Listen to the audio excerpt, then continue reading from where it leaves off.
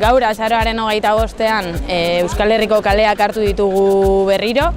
Alde batetik, instituzioetatik eta patronaletik bultzatzen ari diren politiken porrota salatzeko alde batetik.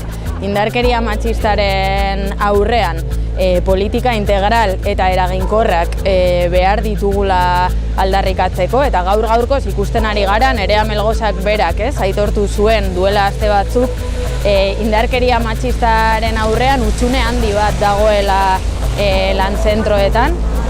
Indarkeria pairatzen duten emakumeen 4% bakarrik salatzen duelako. Orduan, ez patronalak, ez instituzioek ez dute nahikoa egiten, ez dituzte beharrezko baliabideak jartzen, eta hori guztia hipokresia dela eta violentzia dela ere salatu nahi dugu. Eta beste alde batetik, sindikalismo feminista aldarrikatzera gatoz ere gaur, are gehiago, eskuin muturreko eta ezkerreko sektore reakzionarioen oldarraldiaren aurrean, sindikalismo feminista autodefentsarako tresna bat izateko konpromesua adieraztera gatoz, eta hau, enpresaz enpresa, borroka sindikalaren bidez, jarraituko dugula, protokolo eraginkorrak eskatzen eta emakumeen arteko aliantzak saretzen. Bide batez, arratsaldean mugimendu feministak egingo dituen mobilizazioetara deialdia ere egiten dugu.